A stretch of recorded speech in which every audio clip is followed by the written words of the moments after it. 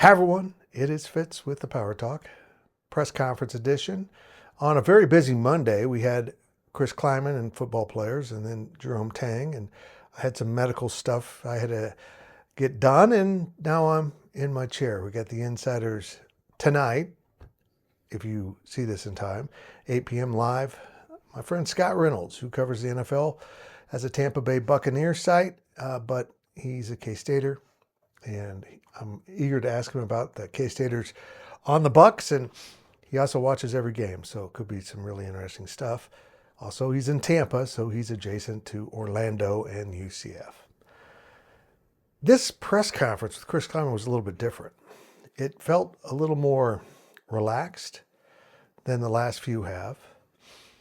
I think there comes a point when you realize, yeah, they're saying bad things. They're making my life more difficult with really probing questions. And you realize they're all warranted. And I think he's come to that. I think he understands what some of the things we were seeing, and he wasn't necessarily seeing full view of them because he was just too close to the trees to see the forest. And now, after having a week to back up, he talked about hitting the reset button. By all indications, they did hit the reset button. He said it was the best week of practice they've had, that there was a whole new energy, whole new vibe around him. And he was really happy with the players, but you got to carry it over into game week. And of course, being Monday, he hadn't had the guys in practice yet. That took place this afternoon, probably right as I'm recording this. They're in the process of it. So what am I going to see Saturday? What are you going to see Saturday? I don't know. I don't, because it's easy to put on the act. Like every bad dude a bad guy who meets her parents, the girlfriend's parents, puts their best foot forward. I want to make a good impression. And every player in that locker room knew the coaches are mad. We're mad. We better put on a good impression, because if you don't step up and toe the line right now, you're probably going to be gone at the end of the season, if not sooner. And everything seemed to go well.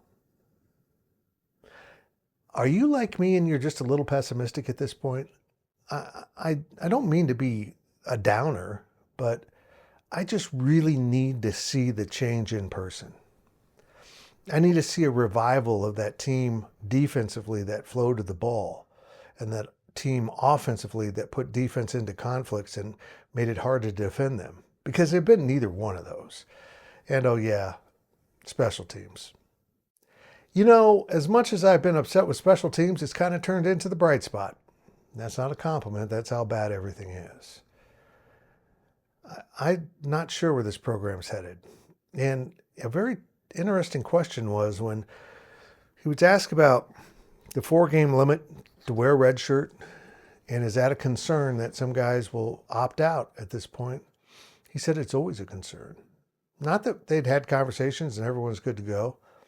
He is genuinely afraid that they might have some people that bail on him.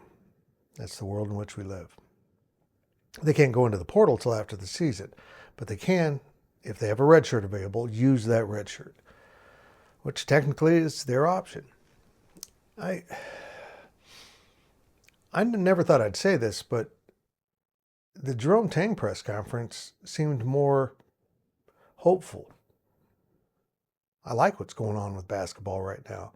I like the staff changes he's made and bringing guys in that maybe can help take this team to a new level. Football, even though basketball's had back-to-back disappointing seasons, football, the first 1-3 start since that 1989 season, Bill Snyder's first, you're going to have to prove it to me, guys. You're going to have to put it on the field. You're going to have to go out and play what I think is a pretty decent UCF team and beat them. Not in the way you beat North Dakota, letting a team hang around, playing to their level, and then beating them with a well-timed big play. You've tried that formula 4 times. It's worked once. And as Chris Klieman so correctly pointed out, you can make the argument that we're playing a lot of close games. We're almost there. But the fact that you're losing 75% of those games says all you need to know. You're there, but you're not good enough. You're not defined enough. You don't know who you are and what you need to be in those moments enough. We didn't have Avery Johnson in today. We had some good player reps, but no Avery. And I'm all for that. It's fine. If he's feeling pressure, let's take some of it off him. And we'll talk to him on Saturday after the game with the Knights. It's a 11 a.m. kick. Finally, if you missed out, the Baylor game next week is also 11 a.m. So K-State slid into that 11 a.m. slot filled so far in this edition of the Big 12 by the teams that are struggling. It's all right with me. Let's get this going. Let's not sit around all day and wonder if the team is going to show up and be the team that they're expected to be. And that goes for the players too. They don't have to sit around all day and worry about what they might do. They wake up, they go to the complex, they get their pregame stuff done, and then they go play football. No sitting around killing time. Just get to the point. Either prove yourself worthy or prove yourself wrong. If you come out and you have good energy, it'll be promising. But you've got to sustain that energy and focus and passion for the game. You have a beautiful opportunity to play football in the Big 12 Conference, and so many of these players act like they don't even care. Well, they cared in practice for a week. If they can care in practice for another week, we'll see if they care on Saturday when the game is played, when it's decided, when it actually counts.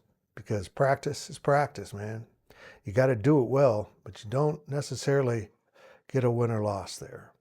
You might set the table for a win or loss, but nothing goes into the right or left column until you play the game on Saturday, or sometimes Friday, or unless it's Thursday, and some play Sunday and Monday. I think some conferences play Tuesday or Wednesday. So whatever day of the week it is, you got to be ready.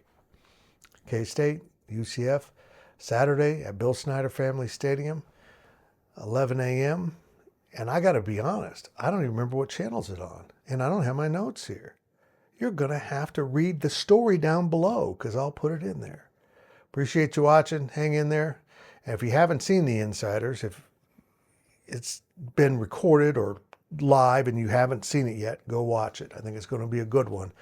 I'm excited about it, and I'm excited about this game because this is going to set a tone for the rest of the season. I truly believe that. And as I sit here today, I think the chances are about 2/3 that that tone will be bad. You've got a lot to prove. Can they prove it? We'll find out. The odds, in my book, are against them. But I'm a lousy bettor, too.